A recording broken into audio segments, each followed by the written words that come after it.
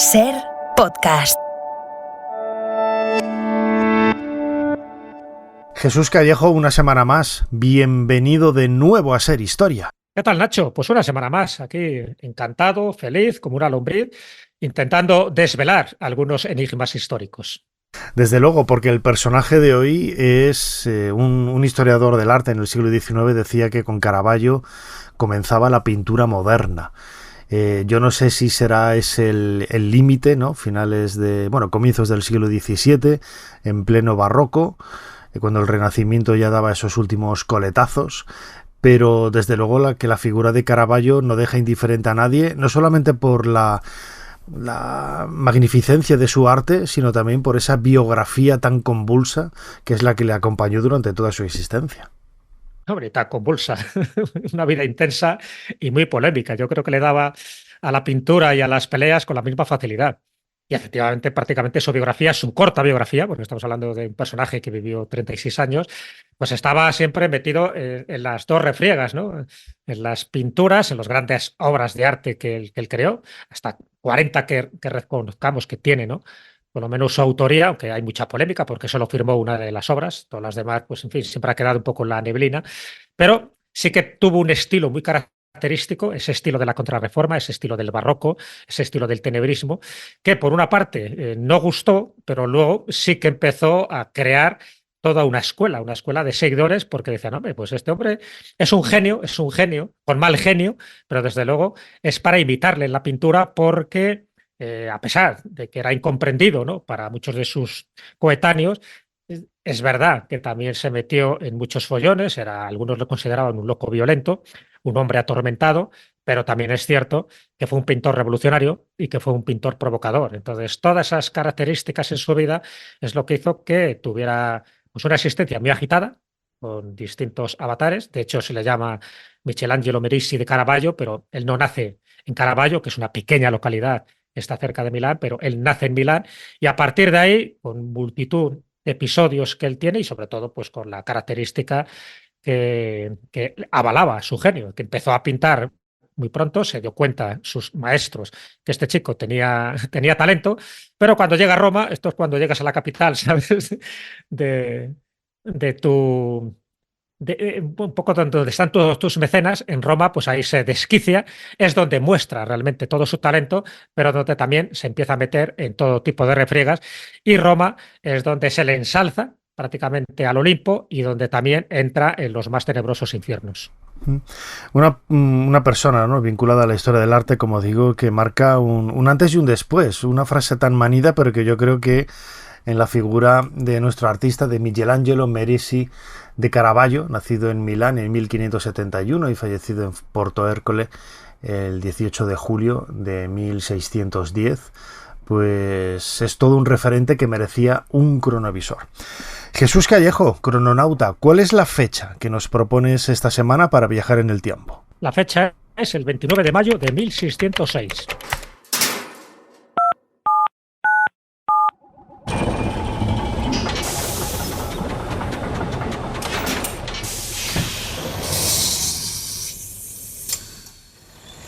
Adelante, pasen. Jesús Callejo les está esperando junto al cronovisor.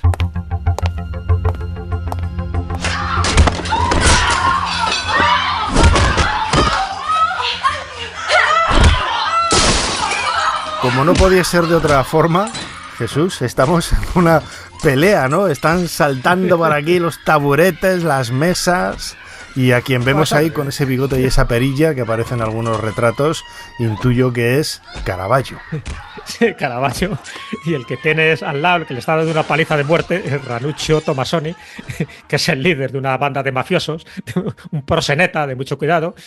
Y fíjate, ya estamos en plena pelea, pero todo empieza de una forma un poco amistosa, ¿no? Estaban jugando un partido de palacorda, que es el deporte precursor al tenis, pero ya se la tenían jurada estos dos. En este momento, por supuesto, estamos en Roma.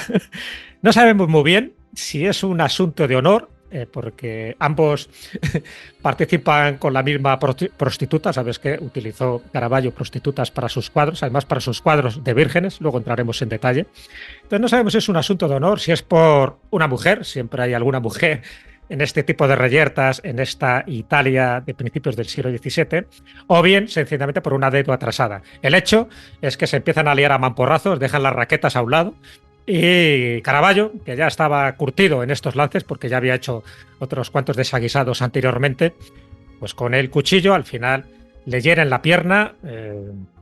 Ranuccio Tomasoni, que también es un personaje de estos de armas tomar, cae al suelo y no se le ocurre otra cosa a Caravaggio, precisamente por eso parece que todo indica de que va por una cuestión de faldas, le intenta cercenar su pene. No se lo corta del todo, pero sí le cercena una arteria, a causa de la cual hay un derrame de sangre y acaba muriendo a las pocas horas.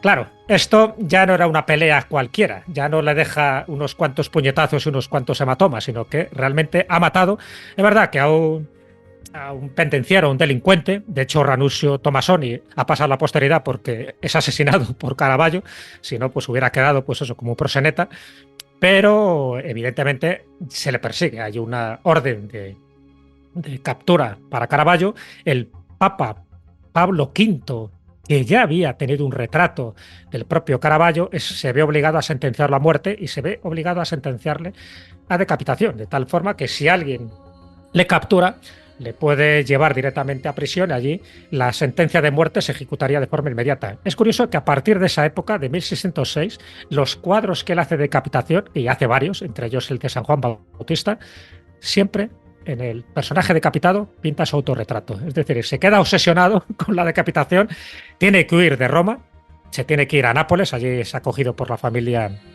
Colonna. Costanza Colonna parece que tiene como una especie de amor platónico hacia Caravaggio.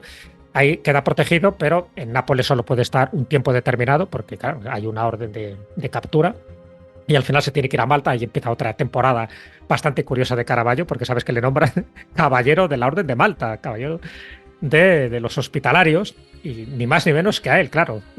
Duró de caballero un año y poco, porque al final acabó con una pelea con otro de los caballeros de la Orden de Malta y le tienen que expulsar de la isla. En fin, iba de reyerta en reyerta, de refriega en refriega, pero es verdad que en cada lugar iba dejando cuadros portentosos, y de hecho en Malta, pues uno de los mejores cuadros dentro de toda la hemeroteca, de todas las obras un poco pictóricas que él hizo, pues desde luego está el San Juan Bautista decapitado, donde por cierto hace un autorretrato suyo, como no podía ser de otra manera. Pero bueno, el caso de Roma, en el caso donde hemos ido con este cronovisor, este mayo de 1606, es donde se produce tal vez el hecho más relevante de la agitada vida de Caravaggio, y es, como tú bien decías al principio, lo que marca ese antes, ese después, porque aunque sigue pintando como Los Ángeles, los infortunios y por supuesto sus demonios propios y sus enemigos le van persiguiendo hasta el fin de sus días. Eso lo escuchábamos un poco, ¿no?, en el corte con el que hemos comenzado el prólogo de nuestro programa de hoy dedicado a Caravaggio, con un fragmento de la película La sombra de Caravaggio del año 2022, ¿no?, en donde se dejaba bien claro que había que separar la obra de la biografía, de la vida, ¿no? Porque si la biografía es muy tortuosa, muy violenta, muy pendenciera, no se puede decir nada, no se puede decir absolutamente nada, ni un pero ni una coma, a la magia, ¿no?, de la obra de Caravaggio. Yo estuve hace unos meses en Florencia, en la Galería de los Uffizi. Hay algunas de las obras más emblemáticas de Caravaggio. En Madrid, en el Museo del Prado, ¿no?, tenemos también un Ecce Homo que lo acaban de sacar a la luz, que ya está en exposición. Lo estuve viendo también hace un par de semanas. Y esa imagen, hablar de Caravaggio es hablar de claroscuros, ¿no? Era un genio de la luz, pero también de las sombras, y eso es lo que marcó la identidad y el lenguaje artístico que luego seguirían, ¿no?, muchos de sus seguidores y alumnos, ¿no?, entre los que estaba, a través de la hija de uno de ellos, de Gentileschi, la hija de Artemisa Gentileschi, a quien tendremos que dedicar un día también un cronovisor, una mujer extraordinaria que replica, ¿no?, en esa primera mitad del siglo XVII muchos de los aspectos de la obra de Caravaggio. Que por cierto, también sale en la película La sombra de Caravaggio, una película que recomiendo porque la verdad que está muy bien ambientada y cuenta esos últimos años, ¿no? Desde el momento que mata a Tomasoni hasta que es perseguido por su hermano y bueno, y al final pues acaba malamente, como sabemos que acaba. Pero claro, la característica que tiene Caravaggio, aparte de su vida, que no dejaba indiferente a nadie, es que él empieza pintando pues escenas, vamos a llamarlas profanas, que eran además cuadros muy significativos dentro de un poco de las ciencias ocultas o del mundo del misterio. Él tiene un cuadro que se llama La Buenaventura, en fin, donde una gitana está leyendo la mano a un petimetre y mientras le está leyendo la mano le está robando el anillo. Tiene también un cuadro que es La partida de cartas.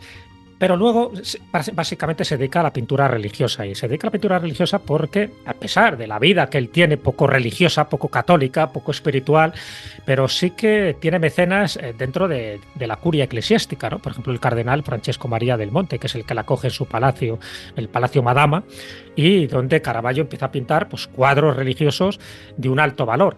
Pero claro, ¿por qué empieza a tener tanta polémica? Ya no tanto por lo que haga en su vida privada, sino porque para sus cuadros, para sus santos, para sus vírgenes, utiliza modelos de la calle.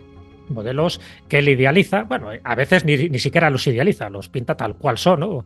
Pordioseros, con deformaciones físicas, ancianos, mugrientos, feos, sucios.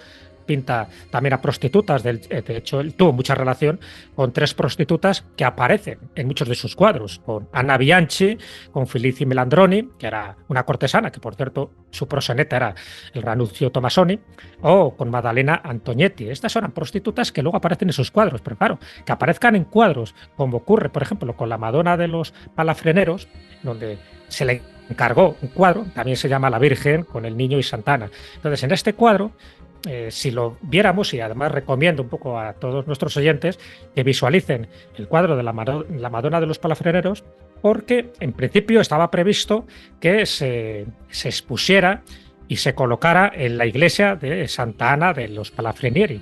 Pero ¿qué ocurre? Que duró solo un mes, porque aparece un niño, el niño Jesús, desnudo, pero ya de una cierta edad, entonces ya no se veía con buenos ojos que aparecieran sus partes pudendas al aire, con una edad, en fin, ya bastante adulta, la Virgen con un escote, en fin, bastante provocador. Entonces decían, bueno, pero esto es la Virgen, esto es el niño, ¿qué es este cuadro? Y al final lo quitaron de allí, de la iglesia, y el cardenal Borghese se lo llevó para su galería, porque es lo que hacían los cardenales. Cuando este tipo de cuadros eran polémicos y no los querían exponer en la catedral o la iglesia, se los quedaba los cardenales en sus propias galerías, porque en el fondo eran auténticas obras de arte a precio de saldo. Fíjate que esto es un poco la historia que estás contando, me recuerda a lo que ha sucedido este año 2024 con el cartel de Semana Santa de Sevilla.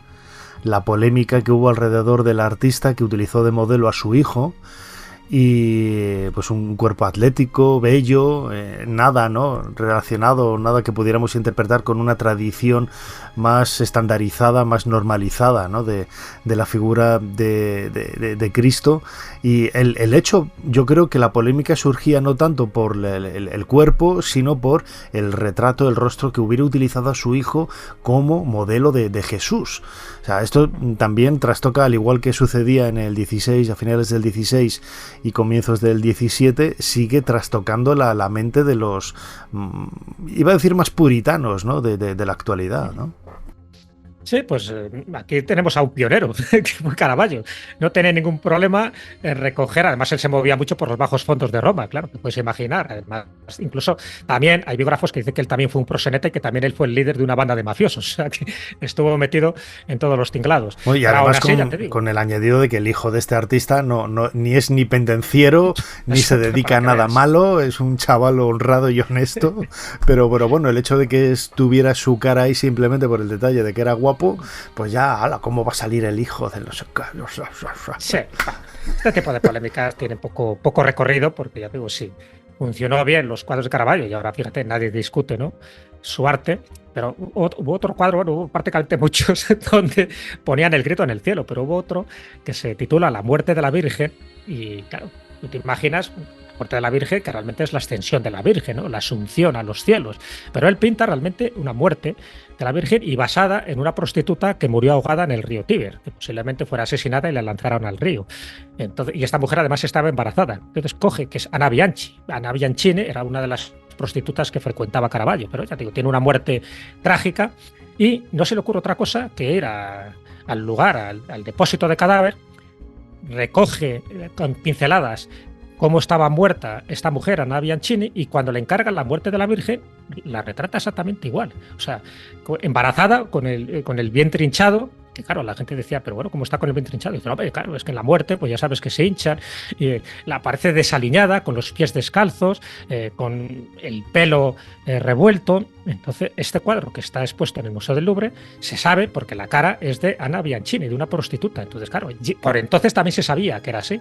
Y pusieron también ese grito en el cielo como diciendo, este cuadro no lo podemos exponer en ninguna parte. Bueno, pues, no, efectivamente, no lo pudieron exponer en alguna iglesia, pero algún cardenal se lo llevó para su galería privada.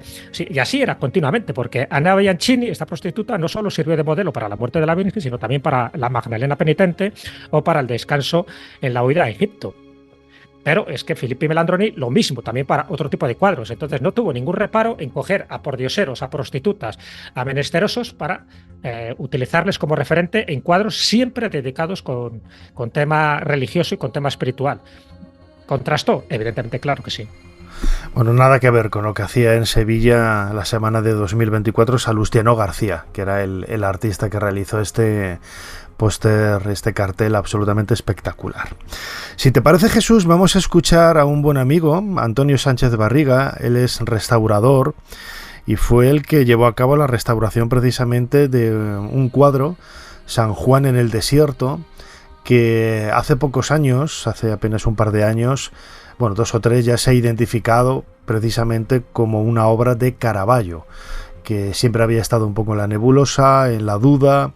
Y bueno, ahí tú lo decías, ¿no? Hay una de las características de la obra de Caravaggio es que no solía firmar sus cuadros, ¿no? Lo que dificulta la interpretación. Pero bueno, hay una serie de detalles estéticos que pueden ayudar un poco en ese sentido a interpretarlo y a relacionarlo, ¿no? Y es un poco lo que nos cuenta Antonio Sánchez Barriga. Vamos a escucharlo. Hasta ahora ha habido tantas dudas, siempre se ha puesto Cavarocci, Bartolomeo Cavarocci, y entre paréntesis una interrogación.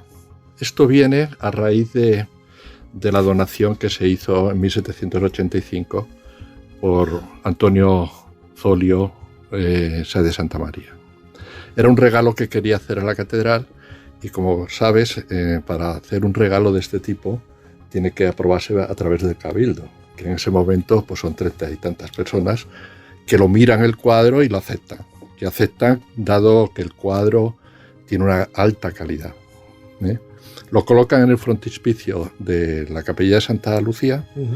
Y este cuadro, cuando lo colocan en un mármol, en un marco de mármol, se encuentran que es más pequeño que el marco. Entonces le añaden una parte baja y lo oscurecen y lo restauran. Pero esa idea que tenía en el siglo XVIII de oscurecer los fondos, y el restaurador llega un momento que lo repinta un poco y está además bastante craquelado, ¿no? Pero incluso así, dicen que el cuadro es un cuadro bellísimo, importantísimo.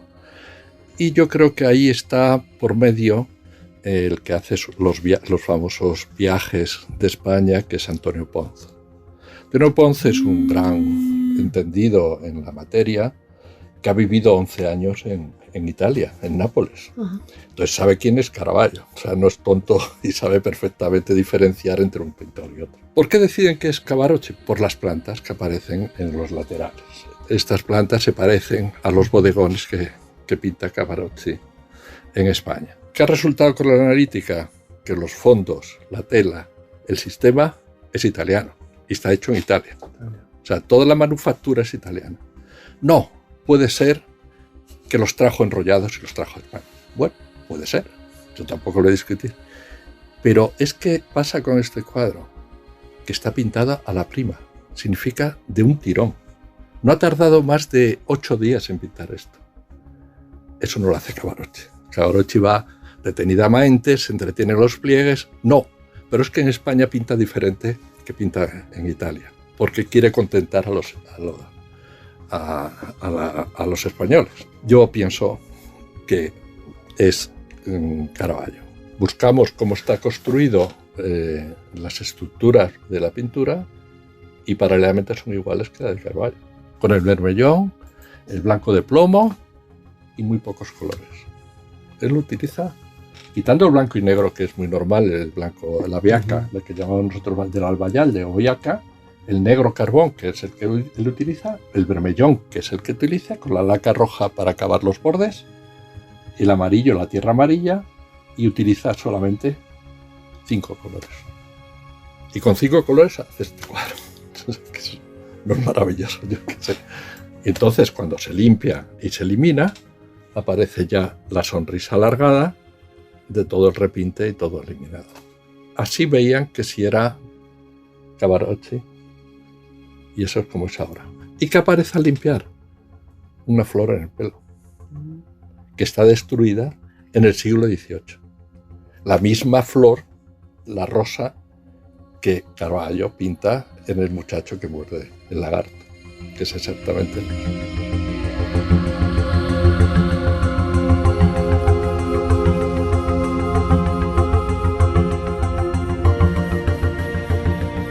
Jesús, este cuadro de San Juan en el desierto que se puede ver en Toledo, en la catedral, bueno, pues es un referente más, ¿no?, de esa obra anónima de Caravaggio, con temas normalmente muy violentos también, ¿no?, que implicaba también todo aquello relacionado con esa oscuridad, esas sombras que él también le gustaba proyectar en sus cuadros. Bueno, pues hacía, bueno, pues esas decapitaciones, esos cuadros que hoy podríamos entender un poco violentos, ¿no?, para mayores, al menos de 15 o 16 años, ¿no? Sí, porque además no reparaba en detalles, o sea que si había que pintar ahí las venas, las arterias, la sangre saliendo a borbotones, no tenía ningún tipo de problema. De hecho, el único cuadro que firma es una decapitación, que es la decapitación de San Juan Bautista, que se puede ver ahora en el oratorio de San Juan, en La Valeta, en la capital de Malta. Y ya sabes que allí estuvo, pues eso, esos 15 meses más o menos, hasta que le expulsan una vez más, ¿no?, por tener una reyerta con uno de los caballeros de Malta. Pero ahí sí es el cuadro de mayores dimensiones y el único cuadro que está firmado, que además está firmado precisamente donde salen los borbotones de la sangre de la decapitación, que por cierto es su autorretrato, como no podía ser menos. Entonces, bueno, él sí que tuvo verdadera obsesión por reflejar, dentro de las escenas bíblicas, reflejar este tipo de retratos, y donde él se sentía identificado, o bien por esta sentencia, ¿no?, que él tenía dictada, o sencillamente porque le iba al morbo. Ten en cuenta que si miramos un poco su biografía, prácticamente no hay año en el que no haya tenido algún altercado con rotura de mobiliario, por ejemplo, y de ventanas en las diferentes tabernas que él frecuentaba, insultos, ataques con espadas, en fin, intentó atacar a un notario, daba bastonazos al primero que pillaba, hacía sonetos injuriosos a aquel que iba contra él. Bueno, pues ese tipo de cosas eran habituales. Y es verdad que muchos de sus cuadros tienen que ver con decapitaciones. Ahí tienes, Salomé sostiene la cabeza de Juan el Bautista, pues es suyo, el autorretrato. La decapitación de San Juan Bautista, David con la cabeza de Goliat, Judith decapitando a Holofernes. En fin, tenía una cierta obsesión por este tipo de temáticas, y efectivamente sus biógrafos, y uno de los que más le conocía, que era un amigo suyo que se llamaba Floris Claes, él decía, ¿no?, que era una persona muy trabajadora, pero a la vez orgullosa, terca y siempre dispuesta a participar en una discusión o a enfrascarse en una pelea. Era muy difícil llevarse bien con él. O sea que tenía un carácter, tenía un pronto, que era mejor que estuvieras bien con él. Por eso fue siempre perseguido, y por eso incluso cuando se tiene que ir a Nápoles, una vez que mata a Ranuccio, pues en Nápoles él siempre dormía con la espada y casi con un ojo abierto, ¿no?, porque temía que fuera atacado por el hermano de Ranuccio y por otra serie de delincuentes a los que él había incordiado. Y por eso prácticamente sus últimos años es un ir y venir. Intenta buscar el perdón de Roma, intenta buscar el perdón del Papa, que al final lo obtiene. Y esto es lo más interesante, porque bueno, él tenía muchos amigos y además amigos influyentes dentro de la curia romana, como estos cardenales, y al final consigue ese perdón. Entonces, una vez que está en Malta, al ser expulsado de la orden, tiene que dejar la isla, se va a Nápoles de nuevo, donde está la familia Colonna, que siempre le protegió. Pero allí encima es víctima de una agresión en otra de esas tabernas que le desfiguran el rostro. Entonces, bueno, va en su barco, intenta ir hasta Roma, y dormía siempre armado. Pero claro, ¿qué ocurre? Que cuando por fin llega a Porto Ercole, este puerto de la Toscana. Ahí es donde tiene también otro altercado, porque le confunden con otro delincuente, le meten en la cárcel, pero eso hizo que perdiera el barco, ese barco que iba en dirección ya directamente hacia la costa donde él quería, ¿no? Para precisamente obtener el perdón del Papa.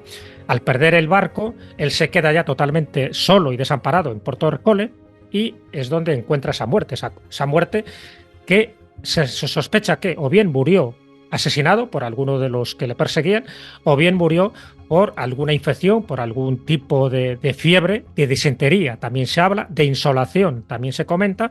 Pero aquí viene lo curioso. El enigma de la muerte de Caravaggio, en este 18 de julio de 1610, quedó repleto de un enigma hasta que en el 2010, en el cementerio de Porto Ercole, se sumó el cadáver de una persona que tenía todos los rasgos físicos de alguien que había muerto en esta época, de un varón de unos 65 metros de altura, que tenía entre 35 y 40 años y que correspondía, ya te digo, anatómicamente a Caravaggio. Y una vez que se analizaron los restos, se determinó que la causa más probable del fallecimiento tuvo que haber sido una infección causada por un estafilococo, quizá contraída por una herida de arma blanca, pues de todas las heridas que él tuvo, que algunas se le infectó.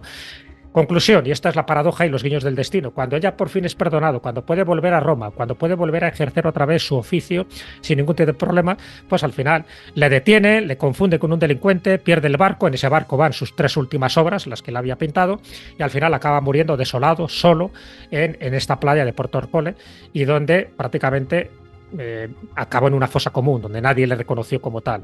Bueno, pues esta es la vida de un pendenciero, de un genio, pero de un artista que tuvo mucho éxito en su vida pública, me refiero, pero curiosamente también alcanzó las máximas cotizaciones cuando ya estaba muerto, porque al final, como todos los pintores de su época, y sobre todo él, que no se privaba de ningún vicio, ningún placer, pues ganaba mucho, pero también dilapidaba mucho.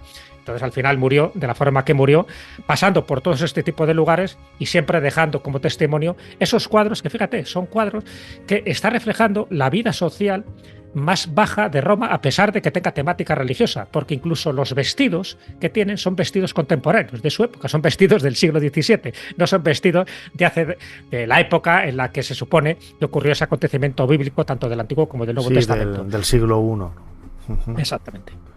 Fíjate, sé que ese es Caravaggio. Es Caravaggio, y además con un perfil bastante contradictorio, ¿no? Que es lo que lo hace quizás convertirlo en un artista tan apasionante y tan atractivo, ¿no? Si su vida hubiera sido un camino de rosas, hubiera sido un religioso, hubiera sido, yo qué sé, un pintor convencional quizás como Velázquez, o que estuviera trabajando para la corte de algún príncipe, de algún monarca, yo estoy seguro de que no habría llamado la atención tanto, ¿no? Y sobre todo, no por el simple hecho de crear ese lenguaje artístico tan particular de luces y sombras, que es lo que lo marca, ¿no? Como el iniciador, como se decía, de la pintura, del arte moderno, sino porque al no firmarlos, precisamente, ha creado mucha controversia, porque muchos seguidores, muchos contemporáneos intentaron emular el estilo de Caravaggio en esas pinturas con claroscuros. Unos lo consiguieron, otros no, pero muy pocos puede decir que pudieron replicar. Nadie replicaba, ¿no? Por así decirlo, el estilo de Caravaggio, ¿no? Cada uno tenía su propio estilo, y eso es lo que convierte y hace tan difícil la identificación de esos cuadros. Si quieres, vamos a escuchar una reflexión precisamente de Antonio Sánchez Barriga, restaurador de este trabajo de San Juan en el desierto de Caravaggio, sobre cómo podemos identificar un cuadro y cuáles son esas marcas, esa lectura entre líneas que se puede hacer, que pueden hacer los expertos para poder identificar con un autor u otro una obra de arte. El error que se tiene por parte italiana es aislarlo de todo lo demás. Y eso es lo que tenemos nosotros también con Velázquez, o Goya, o Rembrandt en Holanda. O sea, lo ha aislado de lo demás. No, este hombre hablaba con la gente, se movía y leía y ponía, ¿entiendes? Entonces, cuando empiezas a aislar a una persona y lo dejas fuera. No, es que era tan bueno que no hablaba con nadie. Digo, pues no, algo tendría que hacer, y se fijaba en otras cosas que hacían otras personas. O esto no me gustaba, o esto sí me gustaba, y aceptaba cosas de otros. O sea que eso... Y luego pinta hojas secas, que Cavarocci jamás. No conocemos ninguno bodegón ni nada, ni de Crescenzi, porque un momento dado dijeron que la figura era de Cavarocci y las plantas eran de Crescenzi. No pinta jamás hojas secas, que para él es muy importante la idea de la hoja seca. Si te fijas en los temas de que hace con los paños, son muy historiados, no tienen nada que ver Cavarocci con Caravaggio, ¿no? Se dedica a retorcerlos y a buscarles incluso las formas, pero todos pintan los mismos tipos de figuras, unos al lado de otros, incluso los mismos modelos, pero si os fijáis es todo hecho de una manera diferente. Y fíjate el borde, perfecto, ¿no? Es un borde que es típico de Caravaggio, ¿no? Es que el problema más grande sobre la historia del arte es que muchas veces no vimos al pintor. Es como me decía una vez Diego Angulo, dice, hombre, si está firmado y la firma es auténtica es mucho más fácil. Es siempre datos comparativos, como pasa en la arqueología. O sea, tú cómo puedes averiguar una cosa, porque hay datos, pero te puedes equivocar, porque está haciendo una cosa parecida, porque le está enseñando a alguien que está pagando y que le gusta, decir, oye, se llama ya copia, ¿entiendes? Entonces, pero se distingue perfectamente una copia que sea un gran pintor. O sea, hay cosas que te puedes equivocar porque es un pintor, sobre todo Caravaggio, que cambia muchísimo de forma de creativa, ¿no? Y pasa a muchos de estos pintores. A Velázquez le pasa que muchas veces, ahora se ha vendido uno en 5 millones, un retratito pequeño, y muchas veces dice, no, Pérez Sánchez llegó un momento que dudó del famoso cuadro de Caravaggio de San Andrés, que ahora está fuera de España. Entonces, dudó porque como es tan cambiante, o sea, hay unas veces que lo hace en una pintura tan seca, tan 4 pinceladas y 4 cosas, que lo hace tan rápido todo y crea todo para que, como decía Pacheco, el relievo, se le llamaba, decía que lo que veía en Caravaggio que era tan importante, la suavidad y el relievo. ¿Qué significaba el relievo? Que sobresalía del cuadro en una tridimensionalidad. Dice, está saliendo, y más o menos decía el claroscuro del fondo, que es muy difícil de pintar. Un claroscuro de fondo es dificilísimo.